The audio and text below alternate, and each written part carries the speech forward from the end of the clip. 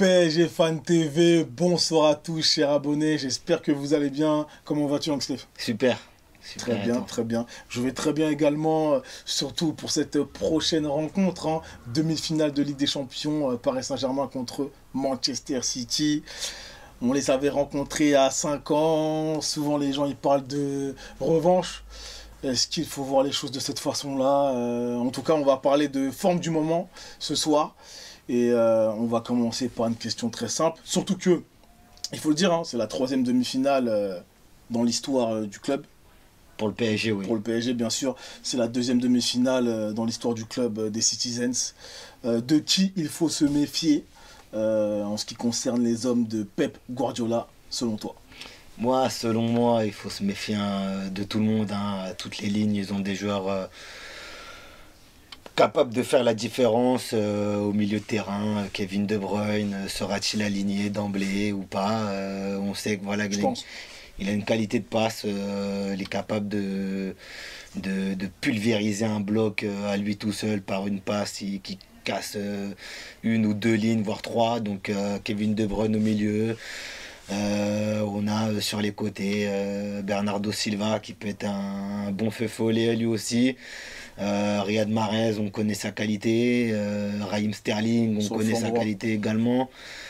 Devant, Gabriel Jesus, voilà, c'est peut-être pas top 5 des meilleurs numéro 9 au monde, mais c'est un numéro 9 avec de la qualité. Il sait protéger un ballon, il sait être un bon point de fixation pour pouvoir créer des décalages. Ouais, il est très bon, il est très bon. Il est très fort, Gabriel Jesus. Donc franchement, c'est un peu à toutes les lignes. Au niveau de la charnière centrale, ça a l'air d'être huilé aussi. Laporte, Dias, John Stones, c'est des bons défenseurs centraux. Après, Kyle Walker côté droit, voilà, ça reste une valeur sûre en Europe. Et puis côté gauche, ça va, que ce soit Ben Mendy ou Zinchenko, ils sont quand même bien lotis. Il y a pire au niveau des arrières gauche en Europe. Donc non, il y a de la qualité à toutes les lignes, sans évidemment oublier Ederson dans les buts, qui a un très bon gardien, qui a un très bon jeu de pied. Donc est-ce que tu penses que c'est une équipe très complète? Oui, effectivement. Est-ce que tu penses que Agüero va jouer pour cette future rencontre? Bah, ça reste à voir, hein. Pour le moment, il est incertain. Après, tu connais, nous, on est supporters parisiens, et si Agüero pouvait ne pas être là, ça serait bon pour nous, ça serait déjà un bon point pour nous. Après, on verra forcément, les grands joueurs veulent jouer les grandes rencontres. Donc, on verra bien compte tenu de sa blessure. Très bien. Concernant leur formation habituelle, cette saison, ils ont beaucoup joué en 4-3-3. Donc voilà, nous on a vu qu'on avait deux formations qu'on affectionnait. On parlera du Paris Saint-Germain après. Selon toi, le 4-3-3, tu verrais qui au milieu de terrain là pour Manchester City? Ouais, je pense que ça va être Rodri, Fernandinho, comme habituellement. Après, la question va se poser, est-ce que Gundogan, mais Kevin De Bruyne, est-ce qu'il sera là, est-ce qu'il sera pas là? Donc, je pense qu'ils vont mettre les deux sur le terrain. Je pense que Gundogan, c'est l'homme fort de cette saison. Ouais, c'est vrai qu'il a mis un peu plus de 10 buts en première ligue. Après, Kevin De Bruyne, on connaît sa qualité, et c'est lui la plaque tournante de cette équipe, de jeu organisé autour de lui. Il a cette position un peu de quarterback dans cette équipe de Guardiola, donc c'est un pion essentiel. La question va être entre Rodri et Fernandinho. On sait que Fernandinho, il a l'expérience des grosses rencontres, que ce soit internationale, européenne. Donc peut-être que Fernandinho, si c'est un milieu à 3, peut-être qu'il devra trancher et qu'il mettra Fernandinho à la place de Rodri. Tout comme ça peut être Rodri, Fernandinho, Gundogan, ou Rodri, Fernandinho, De Bruyne. Donc ça va dépendre, mais en tout cas, il y aura une grosse bataille du milieu. On sait, Fernandinho, c'est un garçon qui aime bien titiller, qui aime bien faire sortir de ses adversaires, et qui t'impose un gros défi physique, avec de l'intimidation même parfois. Donc ça va être marrant. Ça va être marrant ce mercredi soir au Parc des Princes. Je pense qu'on aura du répondant. Je pense qu'il aura du répondant en la personne de Paredes, en la personne de Verratti. Bah, très bien, tu fais une bonne Mais j'ai transition. vraiment hâte. J'ai vraiment hâte de cette bataille du milieu. Donc on va passer au Paris Saint-Germain, bien évidemment. On va commencer par la formation. Ouais. Parce que franchement, là aujourd'hui, ça va être très compliqué.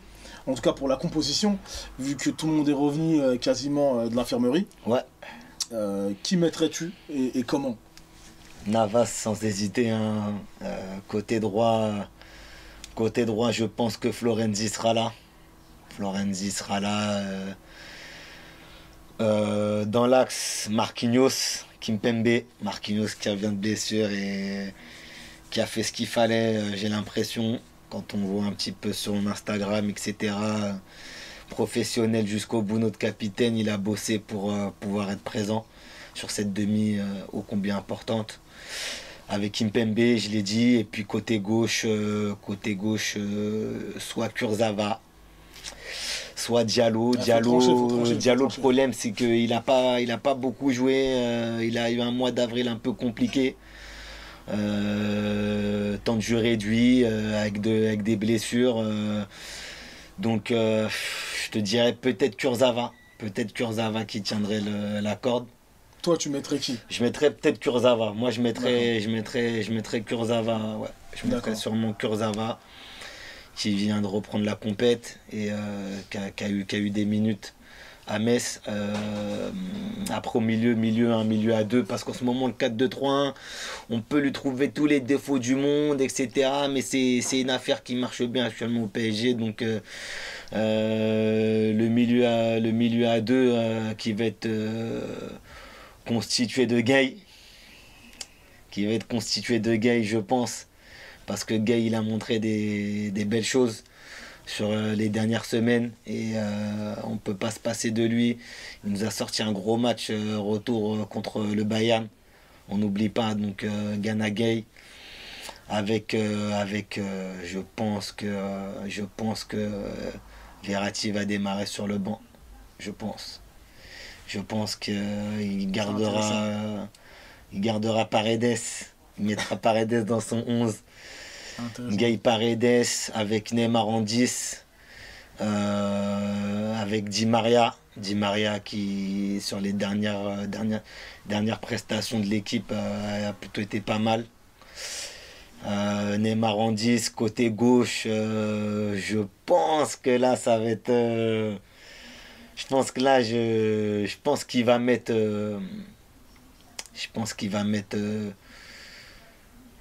J'hésite parce que Mbappé sera à coup sûr dans le 11. Oui, donc. Donc je pense que normal d'hésiter, ça va peut-être hésiter entre pourquoi pas du Sarabia.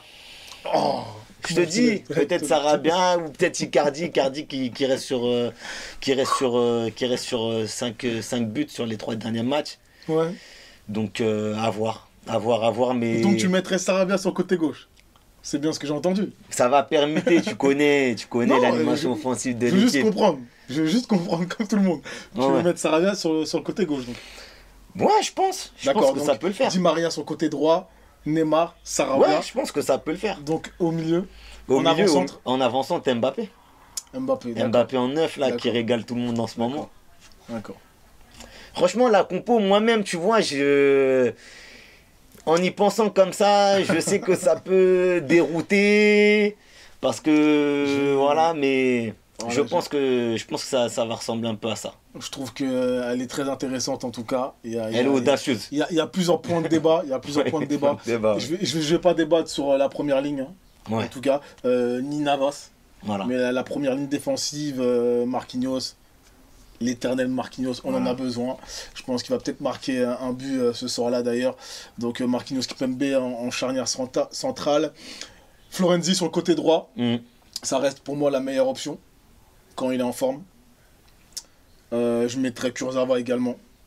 Voilà. Même si Diallo me rassure plus défensivement, je trouve que le joueur dans sa globalité est un meilleur latéral. Là, je parle de Levin, bien sûr. Donc, je mettrai Levin Kurzawa sur le côté gauche. Au milieu de terrain, moi, je suis pour on va dire la sécurité. Milieu à 3. La sécurité, donc, milieu à 3.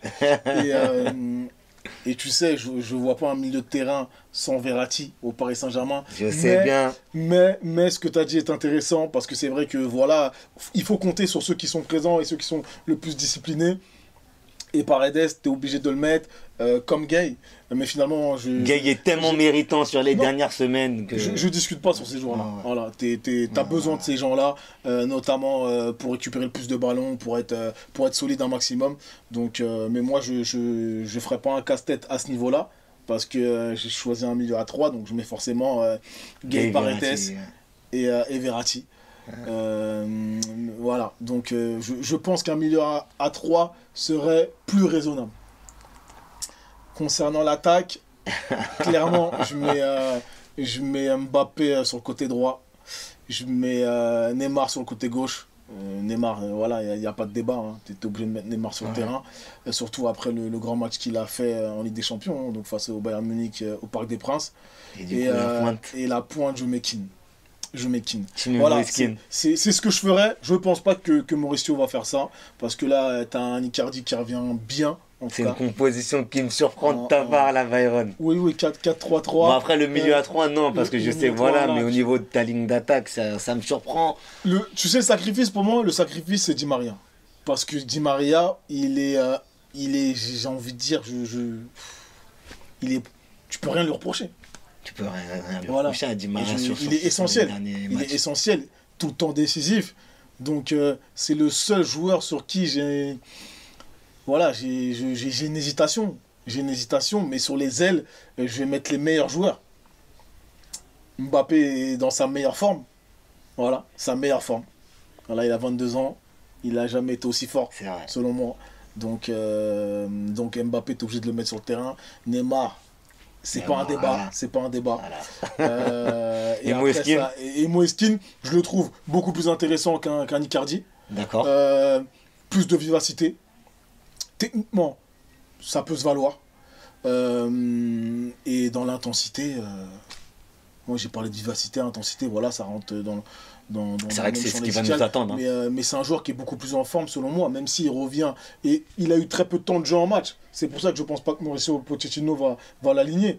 Parce que la vérité, c'est les matchs. Ce sont les matchs. Et si le joueur n'a pas de temps de jeu, voilà, contre Metz, il ne lui a pas donné une minute. Donc je trouverais ça logique que Icardi débute. Mais Icardi, je pense pas que le faire commencer va être judicieux en fait pour Paris Saint-Germain. Tu peux le faire rentrer, mais donc voilà, je pense que Pochettino va faire un 4-2-3-1 comme tu l'as dit. Un 4-2-3-1. S'il met Verratti sur le carreau, je serais surpris. Mais c'est la décision finalement. Moi, je serais surpris oui et non. Je serais surpris oui et non. Je serais surpris oui et non parce que je serais surpris oui parce que il lui donne 90 minutes de jeu à Metz. Oui. Il essaye de le relancer. Verratti fait un bon match à Metz. Et que Pochettino, je serais surpris parce que Verratti avait montré de belles choses dans ce 4-2-3-1, notamment dans une position de 10 derrière l'attaquant au Camp Nou. Il avait été vraiment monstrueux contre le Barça, rappelle-toi le match aller.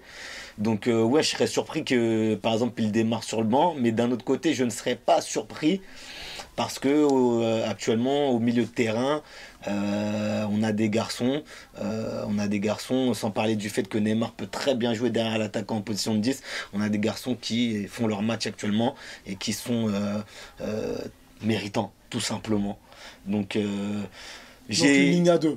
Voilà, sur la fameuse ligne à 2 du double pivot, ils sont difficilement sortables actuellement. Ouais, non, tu peux pas. Donc on verra bien ce qui va se passer. Tu as énoncé une composition, moi pareil.